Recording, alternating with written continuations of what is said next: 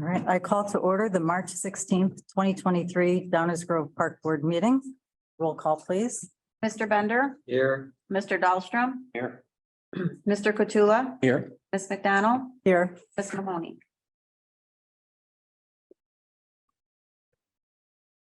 All rise for the Pledge of Allegiance. Yes.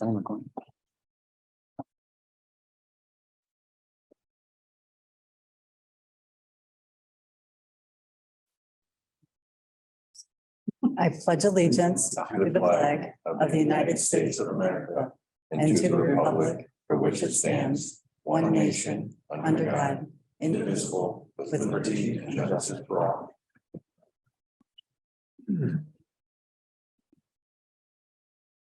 All right, Bill, starting with any changes to the agenda? We have no changes this evening. Okay, at this time, then we have our first recognition of visitors. So there are two guest speakers tonight, but there's no online visitors from the public. Okay, any in-person visitors? You have one visitor person. No. No, okay, seeing none. All right, any written correspondence? Nothing in your pack, but the board should have received a letter from Mr. Howard Holson in regards to Marduk. We did get to you today, kind of a follow-up on that. Staff has had conversations with him over time. And I had to figure out where Kevin was. Kevin's going to reach out with Mike and just follow up with him and his concerns.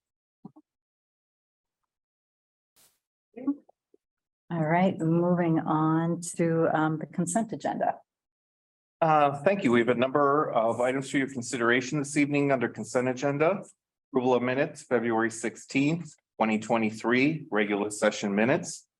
Treasurer's report, investments, payment of bills in the amount of $1,402,677.19. Payout number 5, Integrated Lake Management Incorporated, Natural Areas, 3-year maintenance work for 2022 through 2024. Payout number 7, FH Passion, SN Nielsen and Associates, LLC, McCollum Park Sprayground and Tennis Improvements. Approval of ordinance 1313, an ordinance declaring certain park district personal property as surplus and authorizing sale or disposal. Okay, all right, may I have a motion? Move for the adoption of the consent agenda as read into the record. Second? I will second. Okay, any discussion, any questions? All right, roll call, please. Mr. Bender, Aye. Mr. Cottula, Aye. Mr. Dahlstrom, Aye. Ms. McDonald. Aye. All right, motion passed. All right. On to board business. Action item. Oh, I skipped one, That's sorry. okay. Okay, action items. We have 2 action items this evening. The first one is requesting authorization to bid fiscal year 2023 district-wide paving, and I will turn that over to Paul. Thanks, Bill.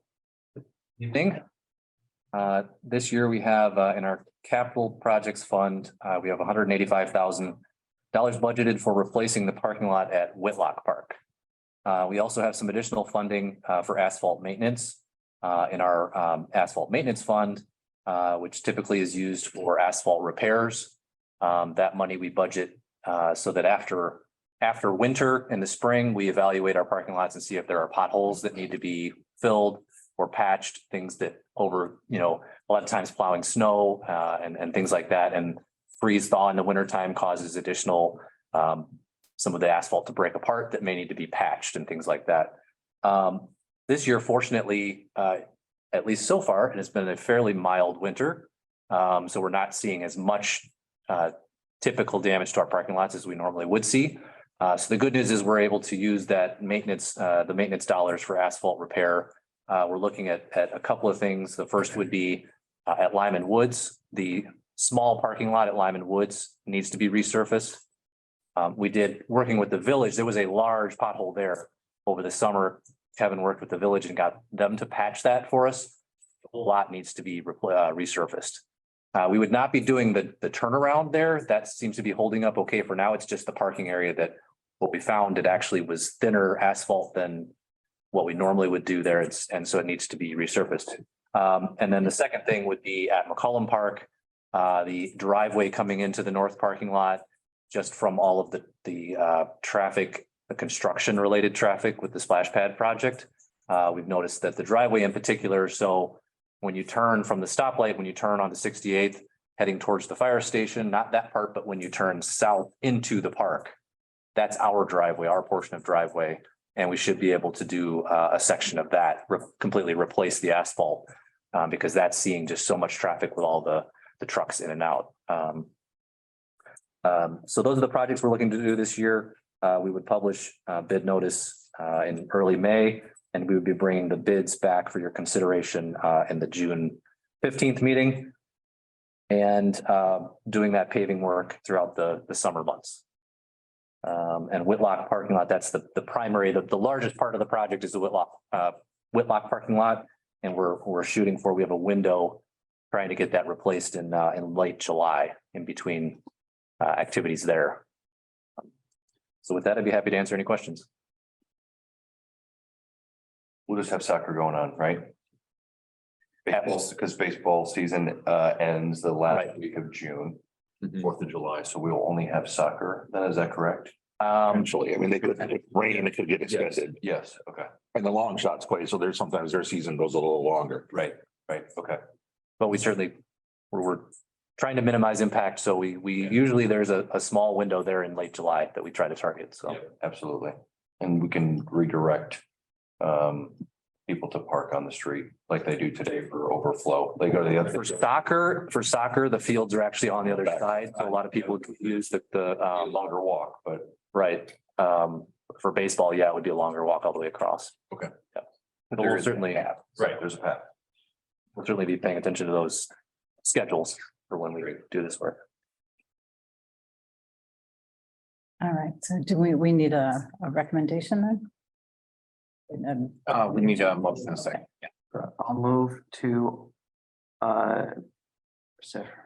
grant authorization to bid the 2023 district-wide asphalt paving project. Second. All right, roll call, please. Mr. Bender, Aye. Mr. Dahlstrom, Aye. Mr. Katrula, Aye. Ms. McDonald. Aye. All right, motion passed. It's in our second and final action item of this evening. The staff is requesting authorization to bid the fiscal year 2023 district-wide seal coating. Again, Paul. Thank you. So this is similar in that it's mostly related to our parking lots. And so we have money budgeted in our maintenance, repair and replacement fund for seal coating parking lots and pathways that are asphalt parking lots and pathways. So we have, just as a reminder, our schedule for seal coating, we try to seal coat our parking lots every 3 years and pathways every 5 years. We don't normally go out for public bid for this work. In most years, we've been able to just get proposals. We've been underneath the total amount of seal coating that we're doing is underneath the bid limit, the $30,000 limit for, requiring us to go out to bid. And so we were able to just get proposals for that work. This year, we have a higher budget, mainly because we are doing the recreation center parking lot this year. That being a larger parking lot, it's a higher dollar amount. So with that, and also we are also planning to do the north parking lot in McCollum, again, related to all of the activity that's been going on there. We'd like to, once the project is complete there, seal coat that parking lot. We're hoping to replace the asphalt on the driveway, but the remainder of the parking lot, we'd like to seal that after the work is done. So since that's a higher dollar amount of work that we're doing this year, we are required to go out for public bid. So again, we would publish that in early May and bring bids back for your consideration at the June meeting. I'd be happy to answer any questions. The rec center lot, when was that redone? So we did that in the fall. It was repaved in the fall of 19, Okay, and then we seal coated it in 2020. so there's, Usually after we do brand new asphalt, a year before we seal coat it. now there's a 3-year cycle on that. We're at the 3-year mark. Some ways it feels like we paved the rec center lot yesterday. I know. And then in other ways, it feels like a decade ago. Right. Right. Can I get a motion? I will move to grant authorization to bid the 2023 district-wide steel coating projects. Second. All right, roll call, please. Mr. Katsula, Aye. Mr. Bender, Aye. Mr. Dahlstrom, All right. Ms. McDonald. Aye. Motion passed. Thank you. Now new business, right? Now new business. All righty. Number of items for new business this evening. The first one is we have our bond counsel, Eric Anderson. He's in the middle square up there with us this evening. Just want to do a check-in on bond refinancing, and I won't steal Eric's thunder because I think this is probably the most interesting time in municipal bond markets that he's ever had. So I'll let him jump in on that. Thank you, Bill, and good evening, everybody. You may recall that last year when the district sold its limited park bonds, we, at that time, were hopeful that we were going to be able to conduct some more funding for some debt service savings as well. You may recall that interest rates started to go up to start the year last year to the point at which it no longer made economic sense to refund. We had to refund using taxable rates of interest. We didn't have a good escrow efficiency. There were a lot of reasons why. And so we said, hey, let's go ahead, put that part on the shelf. We'll continue to monitor it. And if it makes sense to do that in the future, we'll bring it back to you. Knowing that this year, starting in September, you'll be able to refund it using tax exempt rates of interest. So we started off, and do you have the presentation in front of you at this point? Yes. Yes. So let's go to page number 3. And unfortunately, all of this is a bit stale given the week's activities. And Bill's exactly right. Gosh, I remember when I got into this business, there was a gentleman who sold bonds, and he wrote a monthly article. And he said the title of it was called Bonds, Boring Bonds. Meaning buy a bond, you put it away, you cash the coupon, and then you cash it at maturity, and it's a boring investment. Bonds have been anything but this past couple of weeks, especially this past week, as we've seen 3 different bank failures and 1 near failure, both here and abroad. And so if we take a look, we were about October, we actually peaked, even though the Federal Reserve has continued to increase rates, even beyond that October 1st date. And so, October about the 25th or so, we saw a full 1% decline from October to about February the 1st. In January, we contacted the district, said, hey, this is starting to make sense. We should bring it forth to your board and have them consider either adopting some kind of a parameters ordinance, or at least they should be knowledgeable that this event is about to occur or could occur. Just about that same time, of course, rates started to go up, and they went up about 0.5 point. And you can see that starting right around that February mark, almost in every maturity. And so we entered last Friday, and on last Friday, we had the rumblings of some bank failures that were starting, bank runs that may have precipitated a failure. And indeed, we wound up having over the weekend some federal action to take over the Silicon Valley National Bank. If you go to the next slide, this actually shows you the tremendous volatility and cross currents. And this is as of the 10th of March. So this is last Friday again. And last Friday, we saw rates on the 10-year Treasury go down 21 basis points, which is a very, very significant number.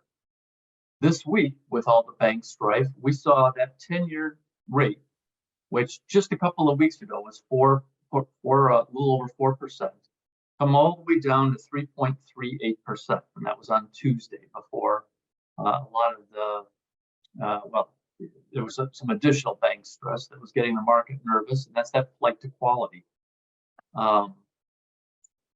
Today, where's that rate? That's 357. So we've seen a lot of volatility in that rate just in the past week.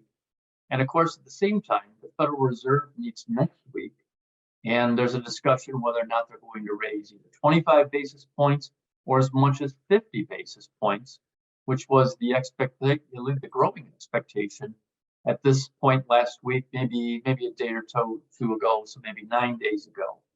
The market was really thinking, based on a lot of different signals, that the Fed might raise rates by 50 basis points next week. Today, the European Central Bank increased their rate by 50 basis points. So when Bill says that, yep, and it's an awfully interesting time in the municipal bond world, it very much is. If we take a look at the next slide, that really is showing, and we'll get a brand new dot plot tomorrow. Sorry, not tomorrow, next week on the 22nd. But this is essentially the Fed Board of Governors kind of indicating where they think rates will go, both in 2023, 2024, 2025 in the long run. We're not as concerned about the long run or even 2025, frankly. What's out in front of us here for 2023 and as we head into 2024, you can see the Fed really thinks that rates will peak this year and then they'll be on a decline next year. And at least one Fed governor thinks we'll be lowering rates, almost looks like around 2%. So it really is a different view by all of these Board of Governors here. That again, we'll have a refreshed dot plot come Wednesday next week. That might set the table in terms of where interest rates go from here. So when we take a look at all of that, we still want to be prepared. We're not asking for action tonight. This again is really more of an informational meeting. But I'm sorry, I think I said September before. Starting in October, you would be able to refund the 2015 B bonds, those are your limited bonds, using tax-exempt interest rates. But prior to that point, we would have to use taxable rates of interest. So there's a big disparity between those two rates right now. Obviously, it makes sense to wait for the tax-exempt rates if they do provide a significant benefit. And we might be able to actually price this in advance using what's called a forward settle approach, where the bonds get priced with a locked-in rate in early May, and then we settle in early October, giving you that tax-exempt rate. It's really just a math equation. Do we like the savings in May versus taking the chance and the risk that rates move higher as we move towards October of this year, when again, you could conduct that using a regular sale. That pathway is certainly available. We can do that as early as May. And we also can wait. We can wait, just say, for example, interest rates are not favorable. We can wait until mid-September and conduct this either as a private placement, again, or as a public sale. Either one of those would be beneficial, or if either one of those are beneficial, I should say, then the district could go down those pathways. So, well, what are those pathways right now? What are those savings right now?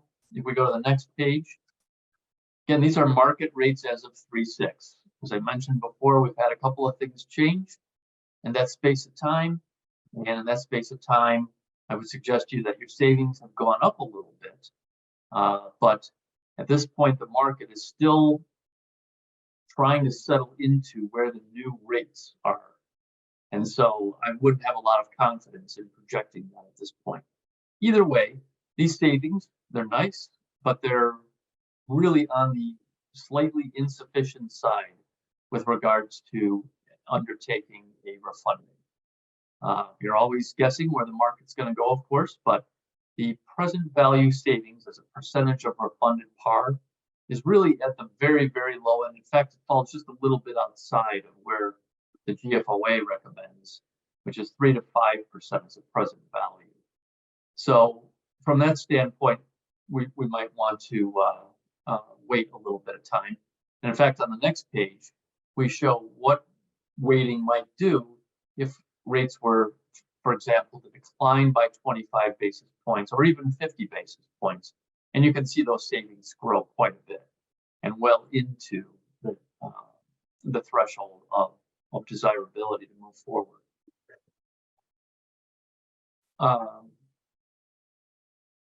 So I guess the next page is a little bit redundant.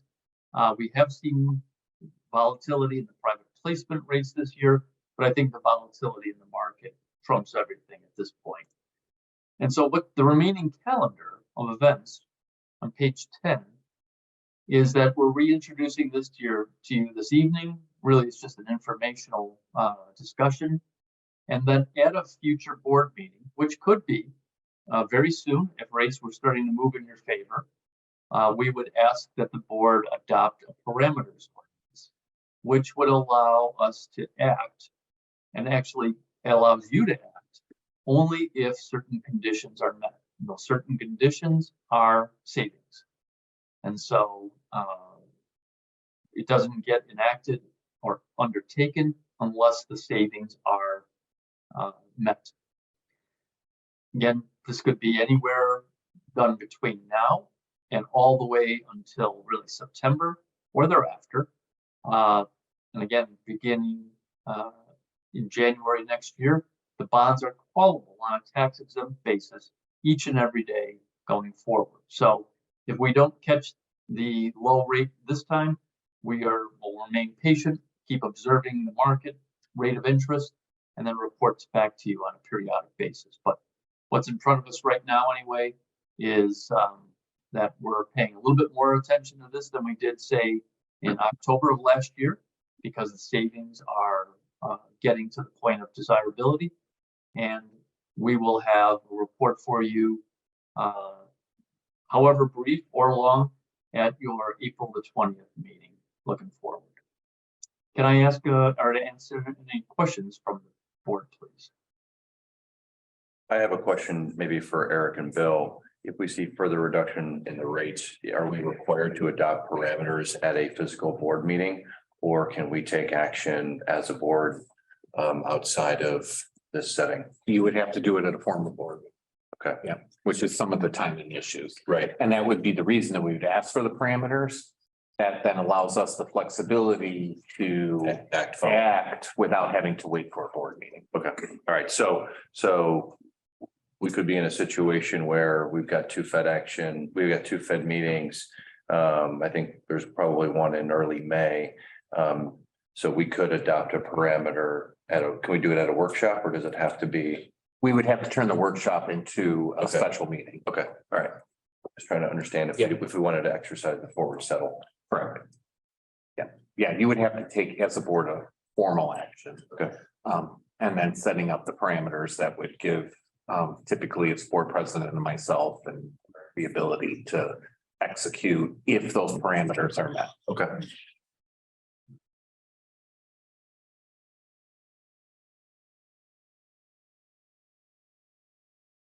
Eric, would you be drafting the parameters, or is it done in conjunction with Eric Brown? That is actually done by Chapman and Cutler, who is bond counsel. That would be part of the adopting parameters ordinance. And contained within the ordinance itself are the parameters that are set forth. Generally speaking, it is related to the maturity length, the savings that are available, and then the maximum coupon. You always have the ability, even if you were to exceed the minimum savings, you can either accept or reject the bid when it does come in. But those are the designated officials I'm talking about. So you always have the flexibility to enact or reject any bid that you receive after the parameters ordinance is adopted. Thanks. Right. Nothing else from the board? Thank you, Eric. All right. Thank you, everybody. Thank you very much. Eric. Thank you. Good evening.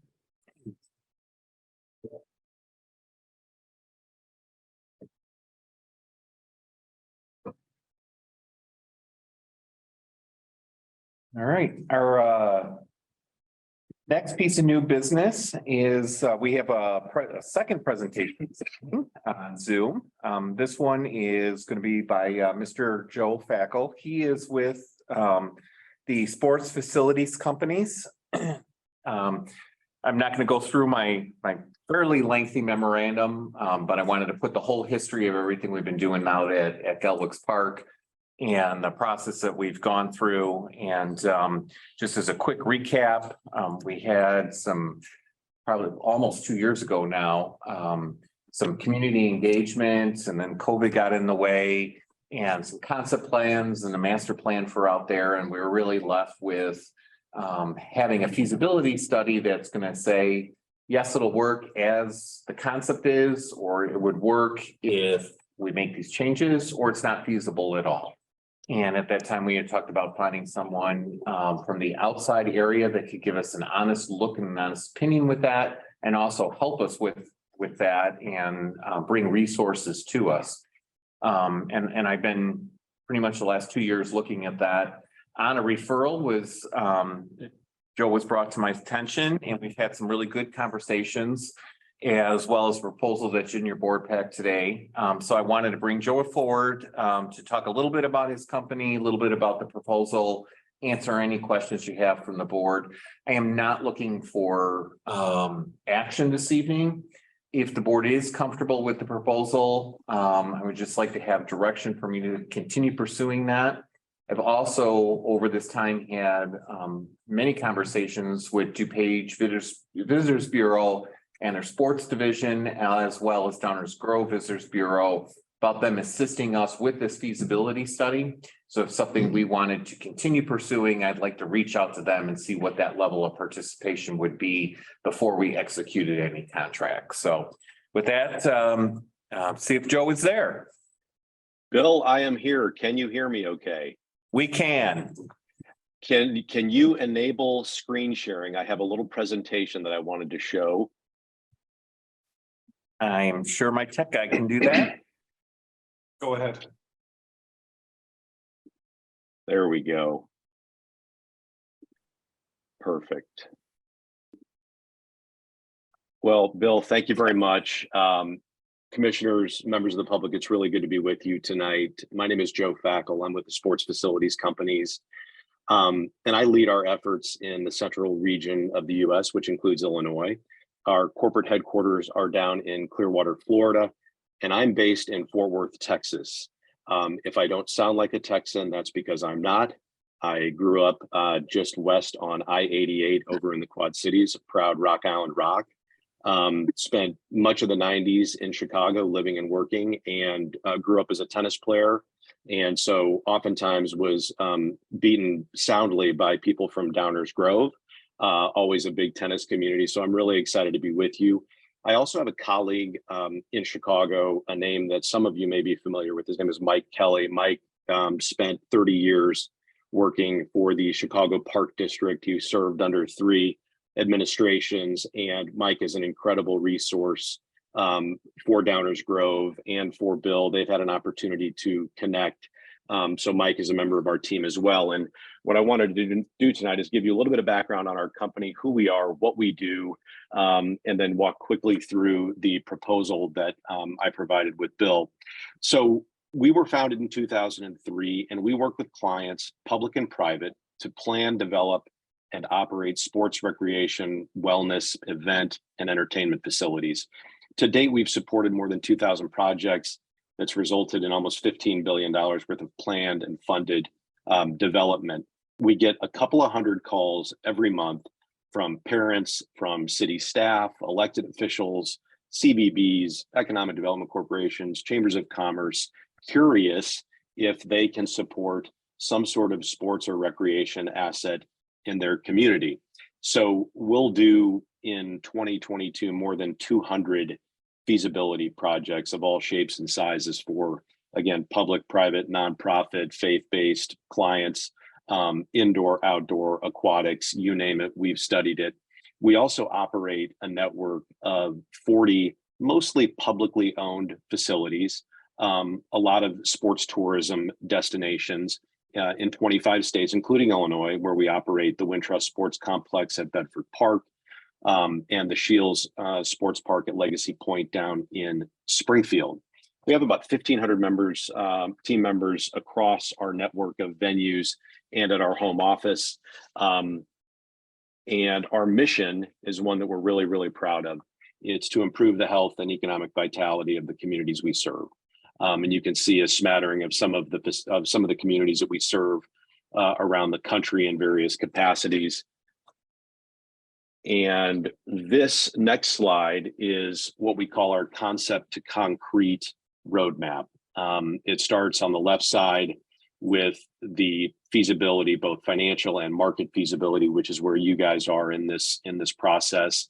It moves into project development, where we do a lot of venue planning and design support, where we are functioning as owners reps on, I think, 16 projects around the country, where we're actually delivering the venue, delivering the facility. So we're selecting architects and engineers and actually leading the construction of those facilities. And then on the right side, we have a team of operations folks that are experts in operating this facility. So I show this not because we need to do this all, but just so you understand kind of the breadth and depth of our organization. We can serve clients at every step of the process, and most of our projects start where we are tonight in the feasibility. You've got an idea, you've got a vision, and you need somebody to come in and analyze it and make sure that it's feasible. If it's not, make recommendations on how to make it so. So again, we'll do this process with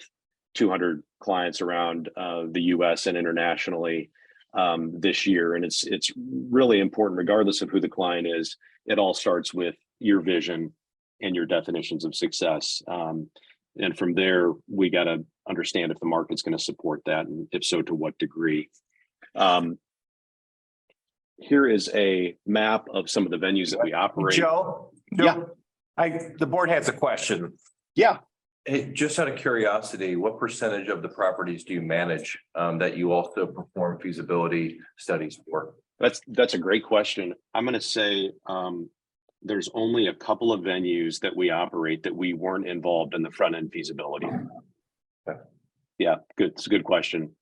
Again, we like to be brought in as early as possible into these projects to make sure that it gets off on the right foot and that the program is tight and it's going to deliver on, again, your vision and your definitions of success. Good question. Yeah, thanks, Yep. Joe. You bet. Again, here's some of the venues that we operate. We're currently in 25 states and markets of all shapes and sizes, rural, urban, heavy tourism and destination locations like Panama City Beach, Florida, Myrtle Beach, South Carolina. Downers Grove is obviously a little bit of a different market, but we have a lot of venues in first ring suburban markets like Downers Grove.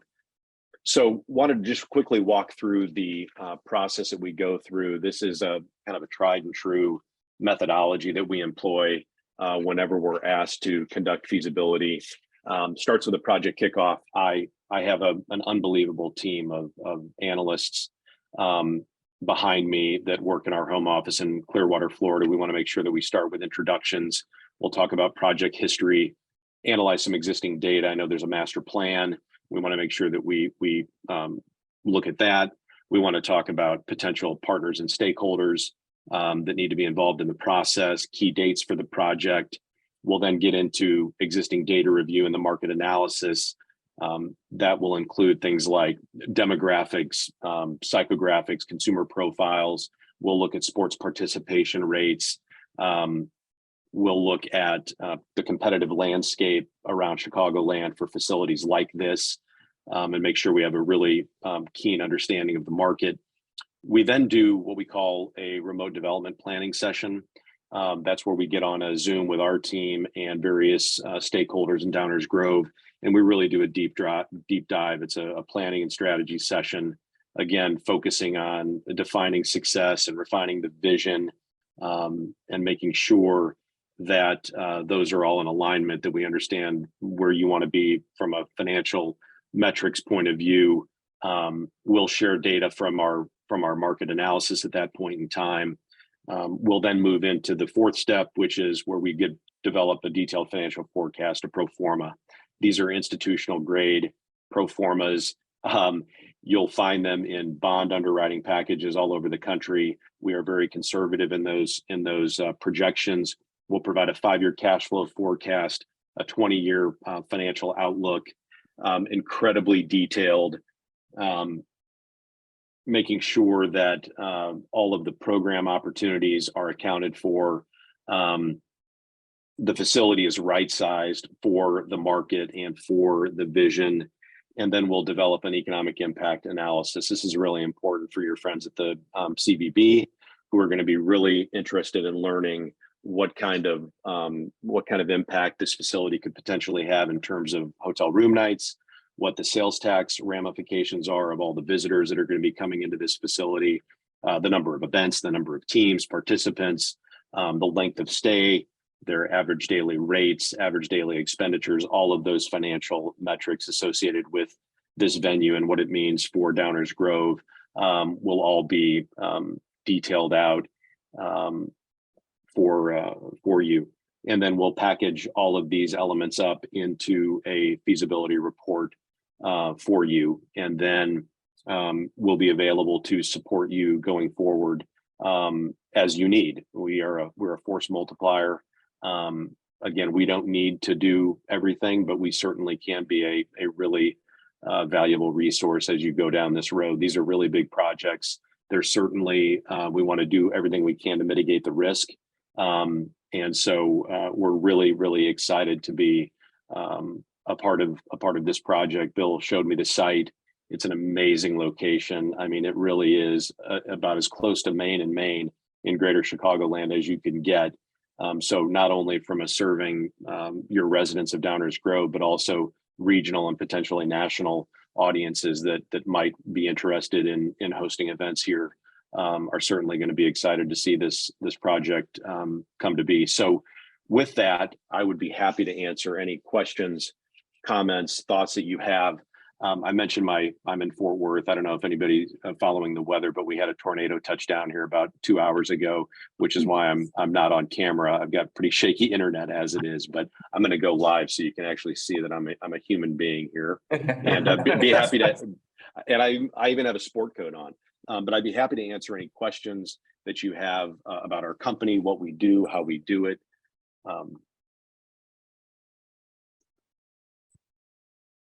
Hold on 1 second. We're trying to pull you up here. Let me stop sharing my screen. How about that? There we go.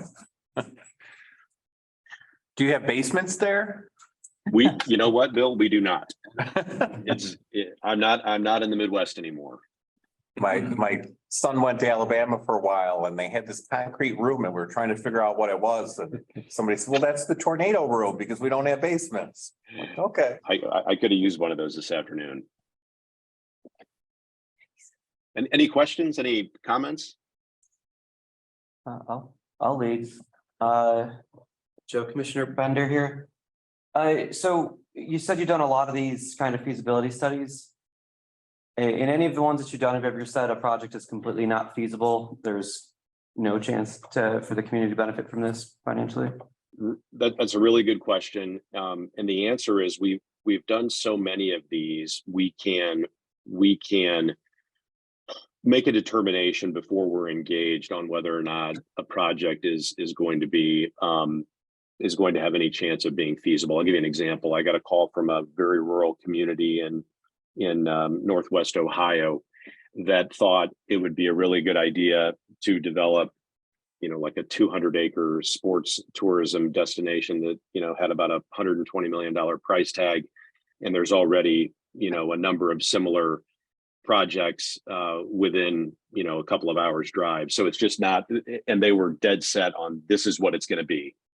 And so we just said that if you don't have flexibility in terms of your vision, this probably doesn't make any sense to move forward with. But we've done enough work in and around Chicago and other major metropolitan areas. There's just such a lack of inventory of both indoor, especially indoor space, that I'm convinced you could put, a large scale indoor facility in about every third suburb and there still might not be enough inventory to meet the demand, just the massively growing demand for space, whether it's for, turf-based 7-on-7 lacrosse, baseball, softball, or wood court-based volleyball, basketball, cheer, dance. There just is an astronomical amount of growth in our industry. It's a $50 billion industry and growing radically. That's a long-winded answer of yes, we have told clients that it doesn't make sense and it's probably not feasible as currently constituted. But the fact that you've seen the site, met with Bill, and are here talking to us today means you're not going to find it's not feasible. I think the answer to that is no. I think it is feasible. I think there are things that tweaks and refinements that you may want to consider based on our experience as operators. I'll give you an example. In most of the facilities we operate indoor, there is what we call a family entertainment center component. And the idea behind that is to give little brothers and sisters, nieces and nephews, whoever is there watching the event, a place to spend time and for the facility to generate revenue. So it could have active play. There could be climbing walls. There could be ninja cross courses. There could be traditional kind of, gaming, video games or whatever it might be. If there's not one in the plan, those again are really good ways to generate revenue and keep the folks that are visiting the facility busy. So it's more recommendations in terms of tweaking and refining what you've already got. You've got a pretty clear idea based on your initial conversations with stakeholders and residents and other folks in Downers Grove of what people want.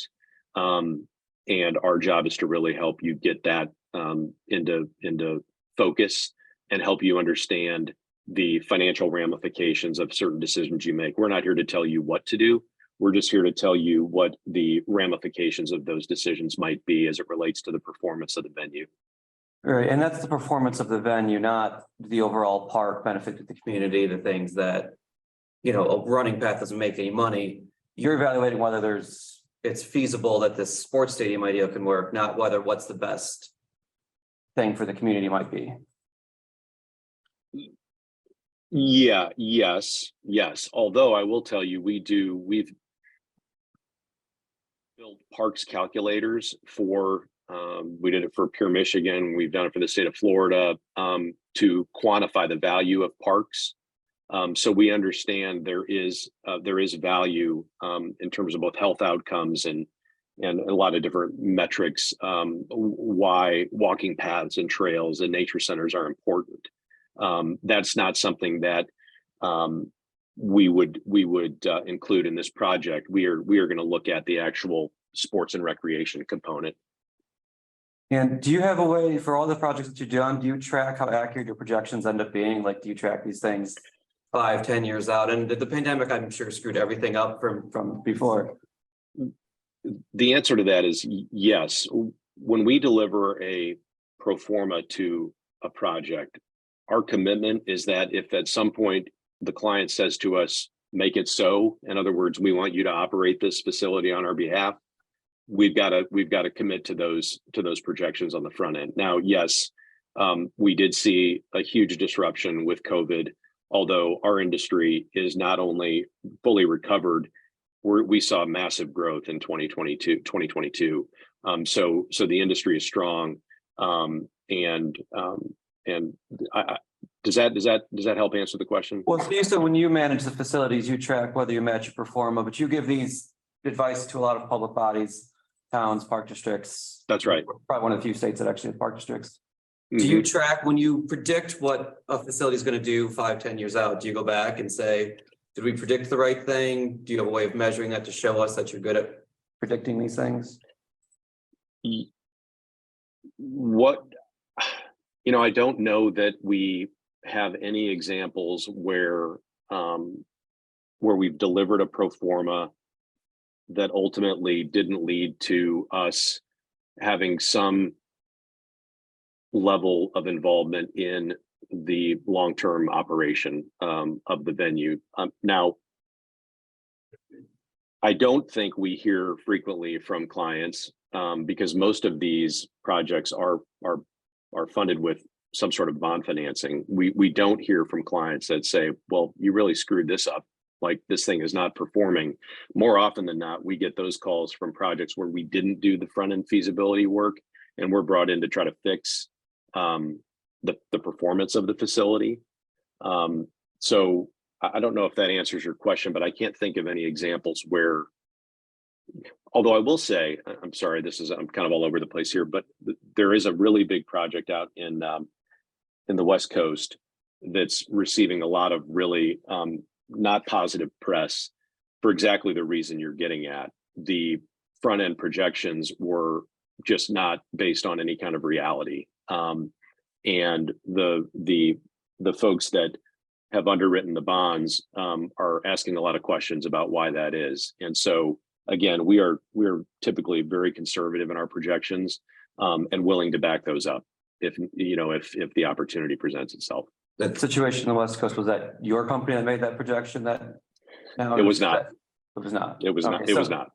But you don't have something to say like, our team said this was going to happen 20 times, that's what happened. So we don't really, it's just, I'm just trying to find a way to evaluate you. And if you don't have data to say, here's what we predicted and here's what happened. Well, we actually selling me on a story. We actually do have data from the 45 venues we operate. So, I mean, you're welcome to communicate. I mean, most of those are city owned. So it's public record. And I guess I'm less interested in your ability to operate. I'm interested in your ability to present a accurate feasibility study, right? Like, yes. Can you do a study, say, here's how much this is going to make, and then hit those numbers if it's not you managing it? Well, because I think we're talking about a feasibility study. We're not talking about a 20-year contract to manage a facility, right? Correct. Yeah, that's right. Yeah, that's right. Would you be able to get like some references that I could follow up on? Yeah, be able to ask that question? Yeah, absolutely. Okay. And then, yeah, I think that would be helpful. And then one last question. Do you ever enter these feasibility studies with a clause in the contract that says you can't get any other future work? To remove any sort of bias that you might have in trying to say it is feasible? Like, if you ever, I don't know if we as a partnership have ever done that. We would have no organizations that have done that. In us, there would be no. I mean, we wouldn't be in business very long if we didn't provide, objective industry standard. I mean, industry actually, industry leaders in this kind of work. So, but I mean, all I can do is provide references and case studies, and you can talk with people that we've worked with, and I'm happy to provide those for you. All right, thank you, Joe. You're very welcome. Yep. Hey, Joe, I just have a quick question about the economic impact analysis. We, like many of your clients, would be participating in this effort with county, certainly state and other regional associations. Do you guys use data, average data that you have on a state-by-state basis? Do we reach out and do we work with those associations and authorities specific to this project? I'm just wanting to understand how that would work. We use a combination of industry data, demographic and consumer profiling data, and data from our venues, from what we know to be true about facilities like this in terms of the events that they operate, the events that they generate, where they pull audiences from.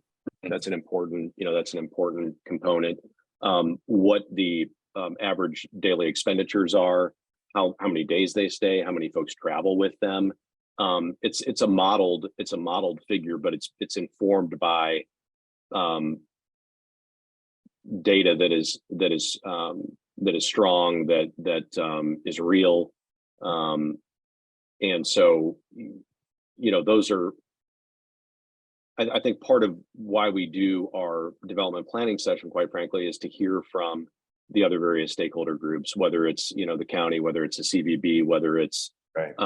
Whether it's, user groups like the local lacrosse group or the local volleyball group or whoever it is. We like to talk to those people because a lot of times they'll have plans for growth that maybe, folks at the village aren't aware of. We need to have an understanding of what their long-term needs are and how that impacts the facility program plan and all those various things. So That's part and parcel of our process. Got it. Okay. Thank you for the answer. I appreciate it. Yeah, you bet.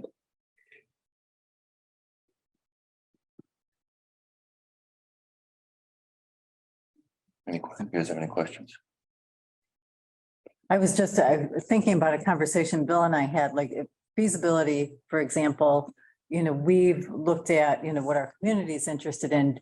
Do you help identify trends? For example, the word pickleball, I knew it. You Right. took the words right out of my mouth. Right, exactly. So I mean, is that something that you can help us with, is looking at, Yes. where are Yes. the trends, and, how much space makes sense to invest in pickleball as opposed to basketball, et cetera. 100%, absolutely. You beat me to the pickleball punch. That we get asked about pickleball in every conversation we have, and Bill and I laughed about it when I was in Downers Grove a few weeks ago. The answer is yeah. I mean, there's some super high growth opportunities that you'll probably want to capitalize on. You'll probably want to carve out some space in the facility to be able to run that. We can tell you how much you need to carve up, how much usage you'll get out of that.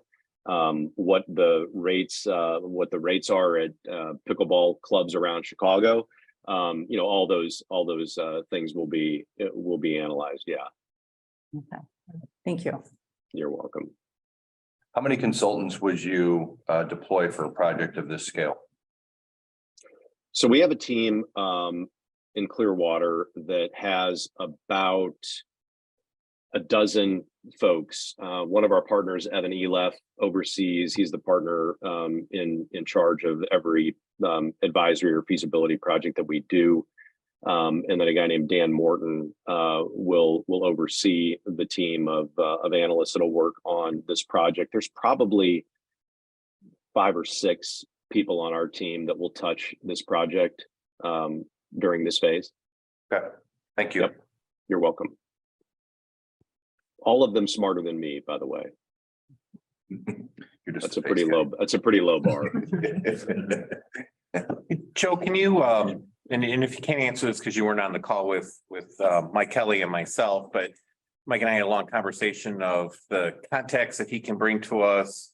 Also, the P3 from the federal end with the public-private partnerships and some of the grant money in that. Can you talk about how that fits into kind of that pro forma?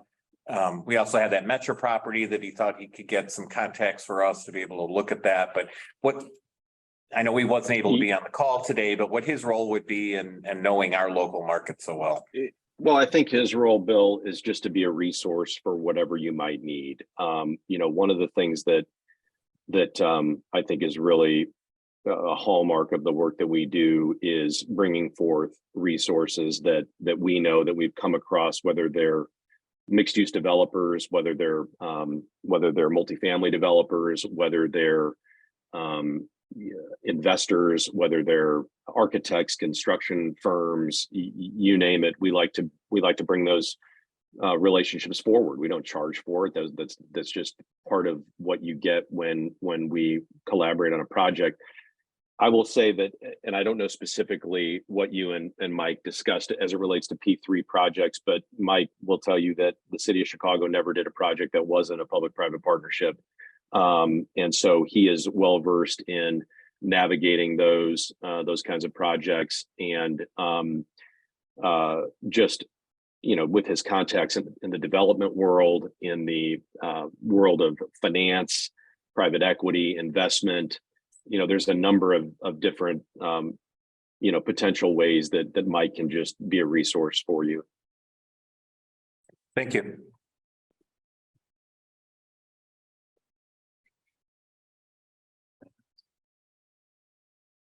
Thank you, Joe. Be safe.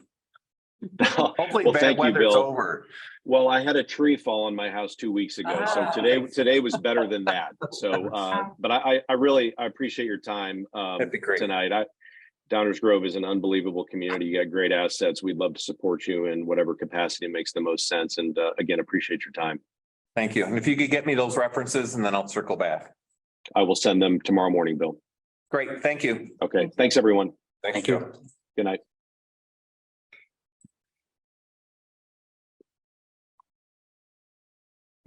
Presentation number 3.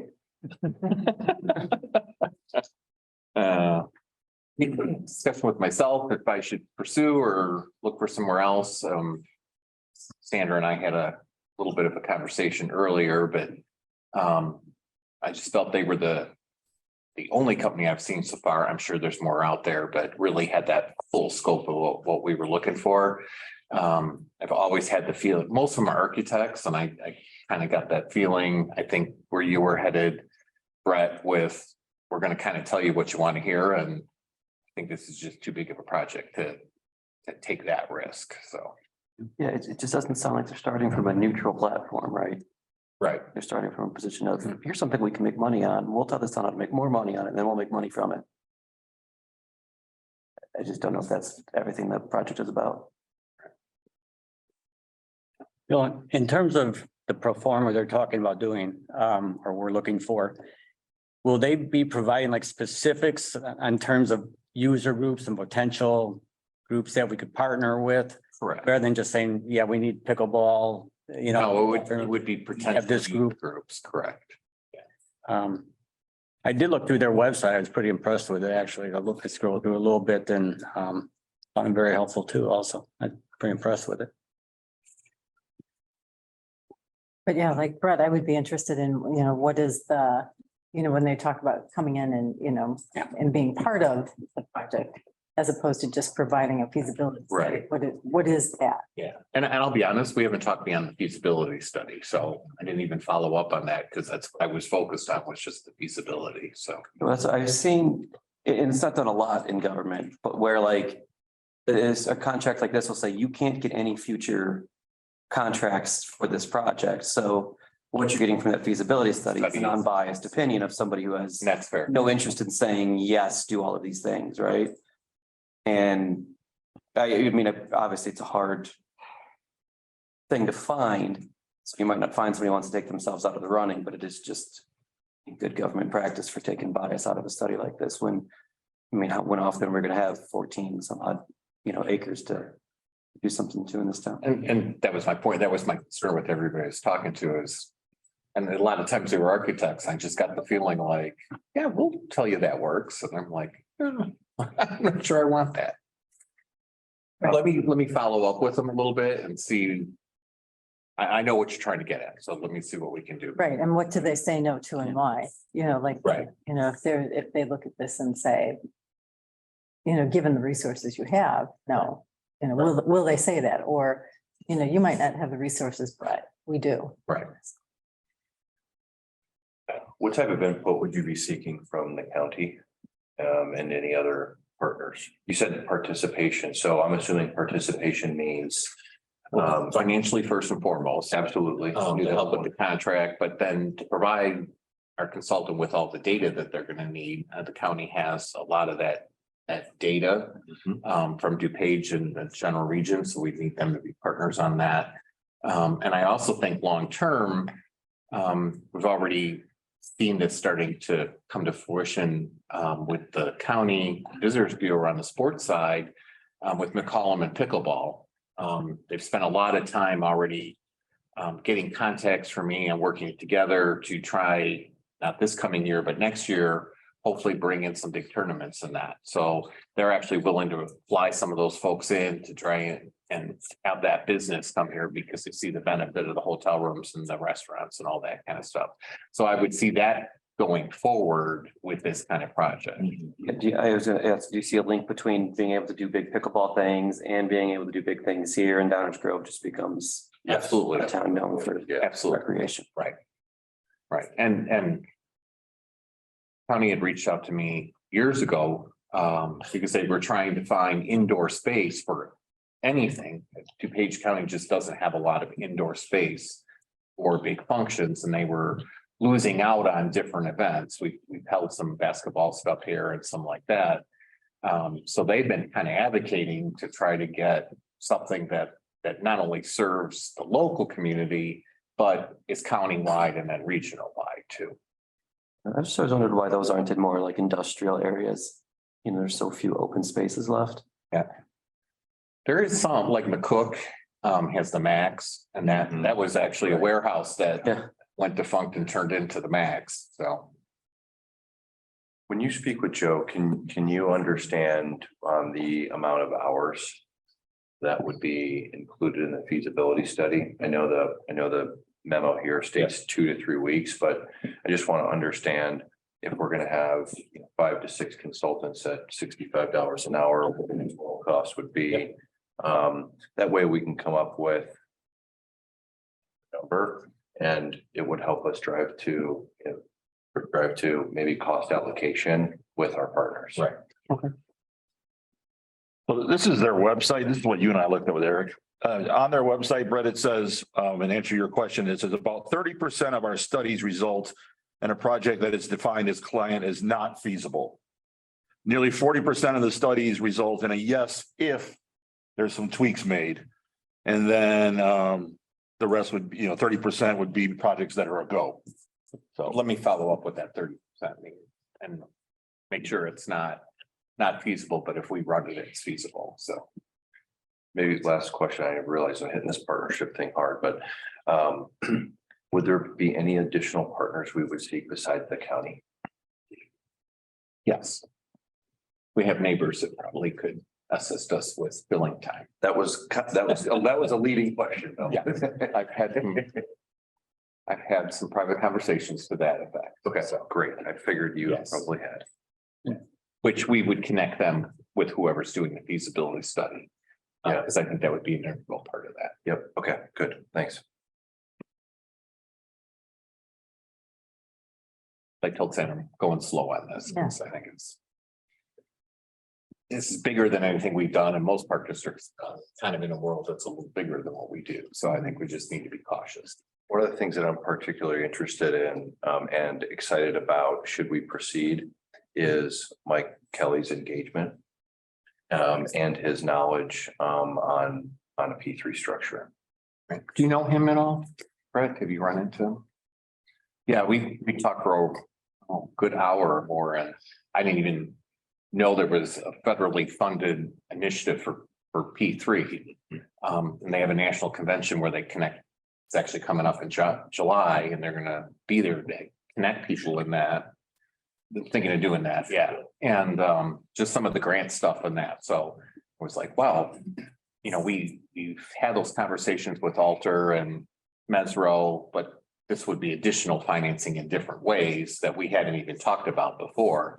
And I think we need to have multiple revenue streams if this thing's got any chance of being successful. And Joe didn't bring it up, but one of the things I told him when he came into the site visit was, yes, I'm concerned about 3 years, 5 years, 10 years, but I'm concerned about 20 years when we're replacing the air conditioners and roofs on this thing. I won't be here, but someone will be.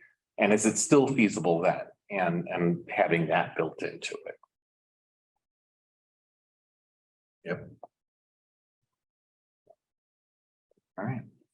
I think we should continue our exploration. Okay, and I'll keep looking for other folks too. I kind of got with talking to them. I kind of opened up a different world than I was looking before and just didn't know it existed. So I'll keep looking too. So, all right. Moving on to the fun, exciting part. Before we get started tonight, first and foremost, I want to thank Fun and Marketing. They put in an extraordinary amount of time putting together the video that you're going to see. I will warn you, it's about 40 minutes. So you probably, if somebody wants to take a washroom break before that, maybe we'll do that. But I want to thank 40.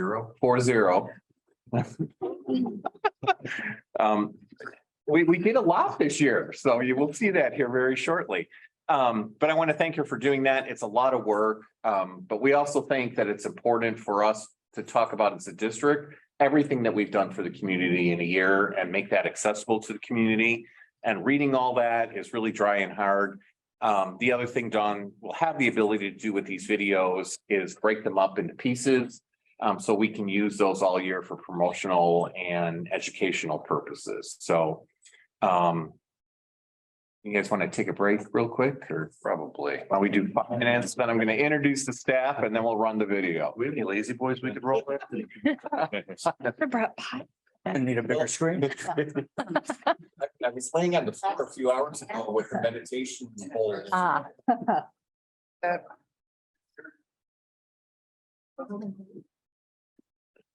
we allowed to? All right. I don't know. Are we an open meeting? No.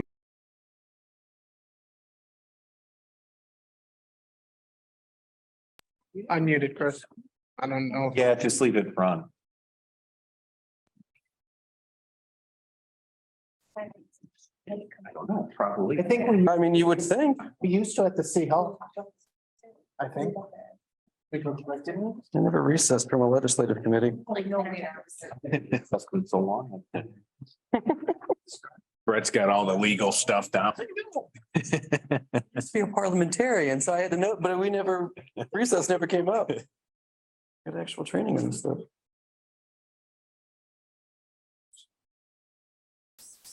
And even read this book.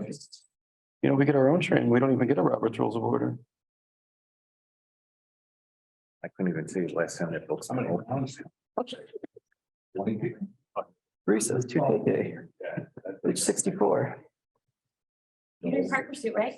It's either. This is You got it. the lawyer and read stuff. Right, email request? That's we go. No, but I responded to your question about capitalizing it, Some functions that are. but I said, we actually need to. And is undebatable and can have no subsidiary motion applied to it except to amend. Yeah.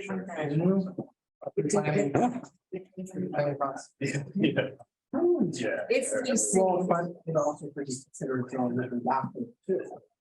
Like master plan. I think if it's. There you go. It's a great, it's a great area and I.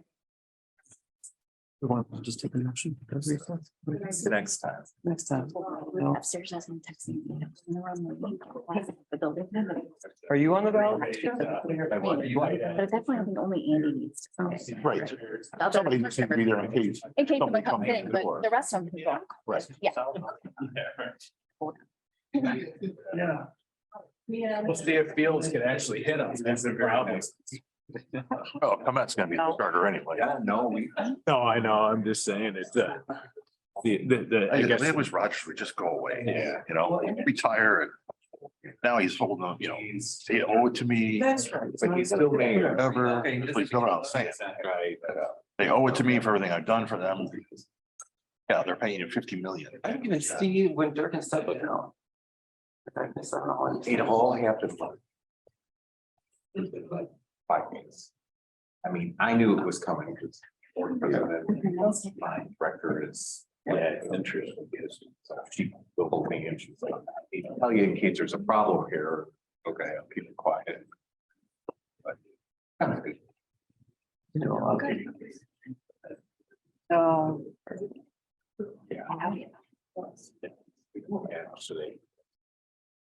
And the reason After this, right? yeah, but there's. No. Soccer field. My battery's gonna be dead. It's so used to always have. Now. Back like. Your daughters. Right out the door, right out. I think so. Baby. Right. Like a widow wall. John. We don't want there. I'm alone. Yeah. Yeah. What do you think, Brian? One in Durkin's a leader, so you want. Oh. I'm so. Do this not have to close on steroids. It's all fun back there. But I have all that. Breakfast.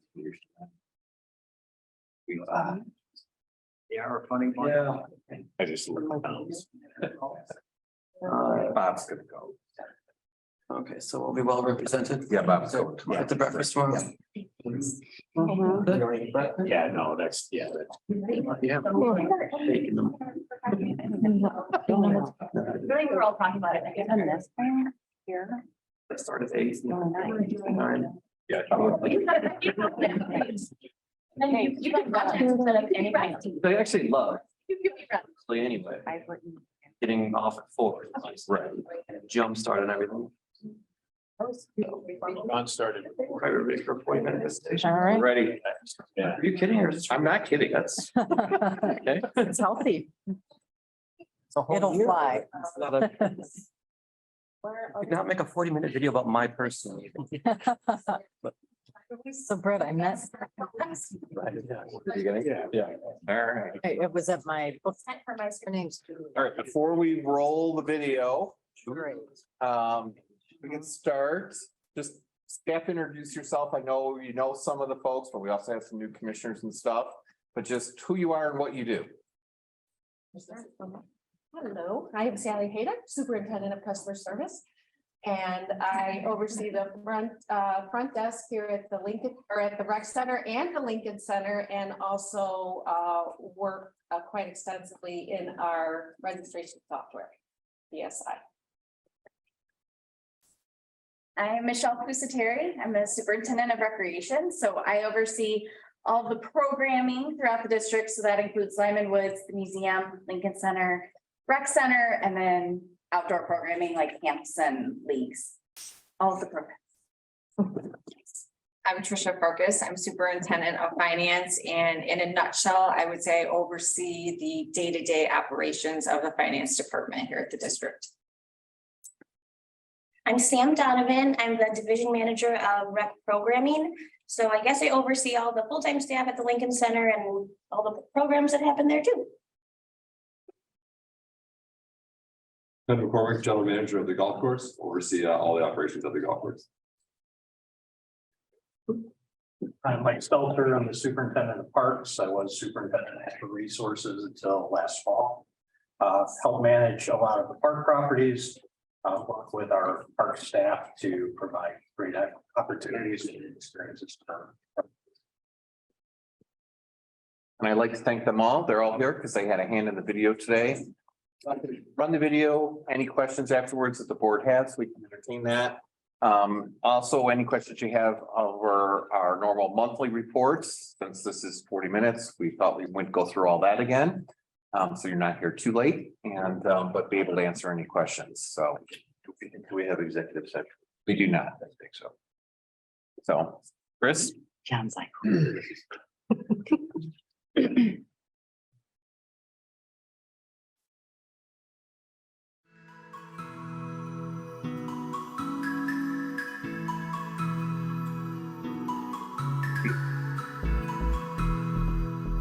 Hi, I'm Bill McAdam. I'm the Executive Director of the Downers Grove Park District, and I'm very excited to be here with you today as we present a year in review of all the accomplishments that your park district has had. I'm out here at Walnut Park, which is newly renamed as Gilwick's Park for our former board president. We'll be having a grand celebration this spring for the renaming. Last year was an exciting year for your park district. We saw a return to full programming after all the COVID restrictions that we endured the last few years. We were also excited to bring you new programming and seeing all of our numbers come up. So thank you for participating with us and bringing your park district back to full life. One of the other things that was very excited is we were recognized by the Illinois Park and Recreation Association and the Illinois Association Park Districts as a distinguished accreditation agency. This is a program that looks at how your park district runs, and very few park districts in the state of Illinois receive this recognition. So we're very proud to bring to you a park district that has the distinguished accreditation. You can rest assured that your park district runs very well. You'll be seeing for the rest of this video various staff members that bring to life the park district and all the program they have. So on behalf of the staff and the Park District Board of Commissioners, I thank you, our residents, for making us one of the best park districts in the country. The district is beginning to develop an updated comprehensive master plan. The update to our existing plan will focus on meeting the evolving needs and interests of the community. An example of evolving interests is pickleball. 10 years ago, the district had no pickleball courts. Today, we provide 6 indoor and 2 outdoor courts. Under construction in McCollum Park is 8 dedicated courts 8 overlaid with tennis courts and the ability to temporarily add an additional 8 courts. An exciting project is the development of Gelwick's Park. A site-specific master plan for the property, previously known as Walnut Park, was completed over the last 2 years. After a series of public meetings regarding the plan, the district is now looking to select a firm to assist with a feasibility study. The study will include financial forecasting, funding strategies, and operational planning. The study will provide the district with critical data in determining the next steps in the development of the site. As a part of the overall Gelwick's Park site plan, we have developed a Belmont Prairie buffer restoration and management plan with the goal to restore the area to a more naturalized state. When completed, the results will protect the Belmont Prairie, improve the hydrology, and provide additional habitat for native flora and fauna. The district continues to evaluate the future utilization of the programming at the Recreation Center and 4500 Fitness. In 2022, the district converted the existing child care space into a new preschool classroom for our growing program. In addition, new flooring was installed in the multi-purpose room to create a more flexible space for programming and rental needs.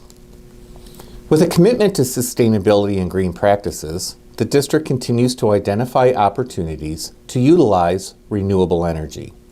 As part of the McCollum Park Improvement Project to be completed in 2023, the spray ground has been engineered with a water recirculation system, which is an eco-friendly option that continuously recycles, filters, and disinfects the water supply.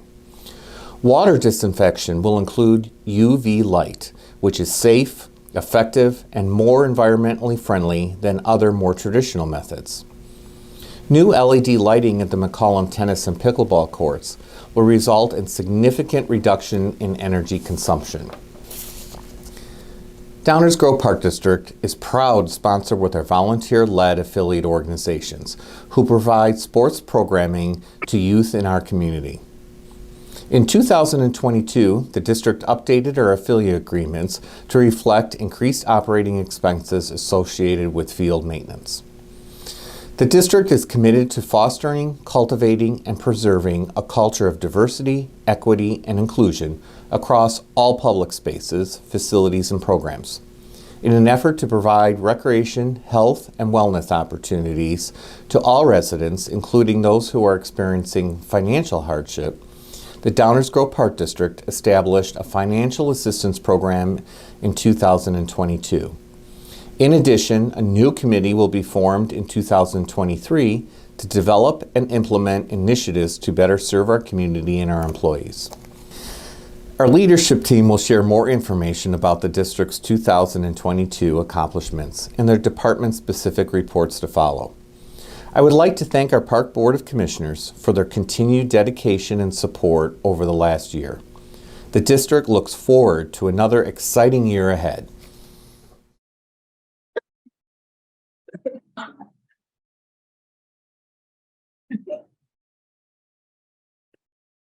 Hey there, I'm Marian Oland, HR Director at the Downers Grove Park District, and I'm here with Oliver, our box turtle, and a rather quiet interlocutor.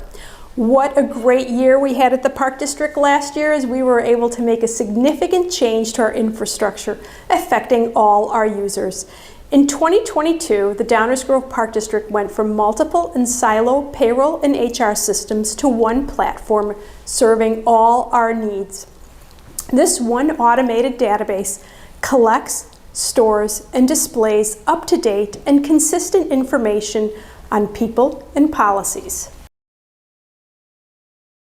Partnering with Paycor, our employees' confidential information is centralized in a cloud-based system. Benefits to the district have been a reduction of process and data redundancy by eliminating paper workflow processes, improved productivity allowing supervisors to focus on working with patrons, their employees, and developing program needs to our community, increased efficiency as supervisors can share staff via access to an employee's record, and using Paycor's learning management system to develop skills from leadership and communication to compliance and emotional intelligence. One of my favorite tools within Paycor is the company news function.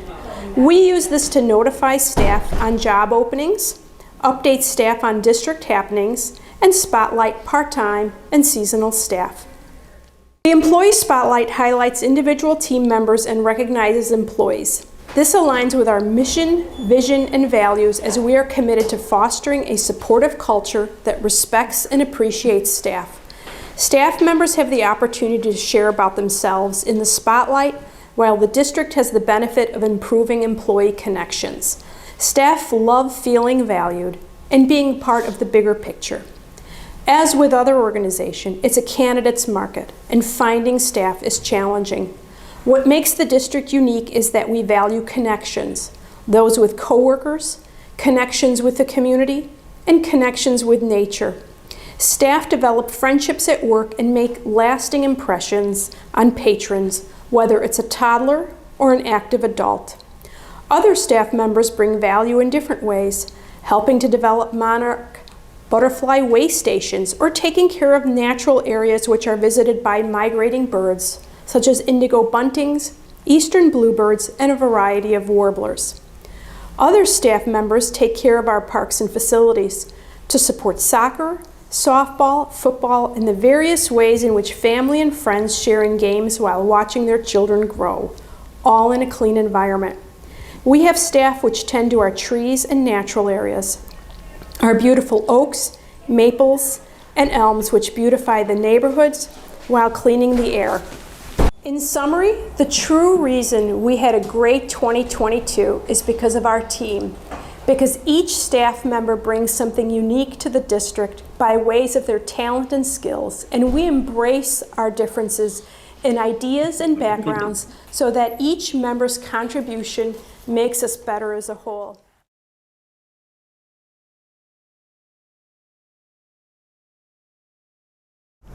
Hello, I'm Dawn Hartman, Director of Marketing and Community Engagement for the Downers Grove Park District. Our team helps to support other departments in the district by promoting our parks, facilities, programs, and services to the community. We connect residents to the wide array of opportunities that we offer through our social media sites, our website, print materials, recreation guides, and more. The Marketing and Community Engagement team also manages the district's partnership program, which connects local businesses to our residents. This includes our event sponsorships and advertising programs, which resulted in $33,000 in revenue in 2022. Our team truly enjoys coordinating the district's community-wide events, such as the Summer Concert Series and Dog Days, which happen right here at Fischel Park. In May of 2022, we concluded our 75th anniversary year with the Big Bash. This free community celebration was held at McCollum Park and showcased the recreation-based activities that families have grown to love over the years. Grove Dental, our presenting sponsor, plus 6 additional sponsors and 9 community partners, helped to make the event a huge success. The Summer Concert Series welcomed over 18,000 visitors over 13 weeks last summer. Our presenting sponsor, the Eric Hamilton team at Guaranteed Rate, provided children's activities and recognized a local veteran and their family each week. Our all-new Dog Days event was held at Fischel Park last fall and brought people and their pups together for an agility course competition, peanut butter licking contest, a splash zone, live music, and more. Smaller events in partnership with the Parks Department included the Growing the Grove tree donation program, resulting in 75 new 15-gallon trees planted throughout the district. In addition, we celebrated Arbor Day activities, the Oaktober Oak Awareness Month, and our annual native plant sale. Marketing projects for 2022 included social media campaigns for the district's 75th anniversary, Parks and Recreation Month, and the Summer Concert Series. In 2022, our district website received 755,960 views. Our social media is now up to 15,048 followers, and we were able to send out 94 e-blasts to our 33,875 subscribers. To boost membership at 4,500 Fitness, a digital advertising campaign helped to increase memberships by 235 participants. The launch of an all-new website at 4500fitness.org now offers easy-to-find information on fitness memberships, group exercise classes, and more.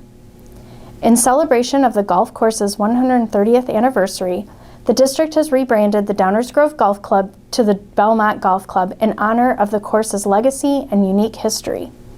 Rebranding materials included the development of a new logo, website, signage, and a new historical timeline featured in the clubhouse.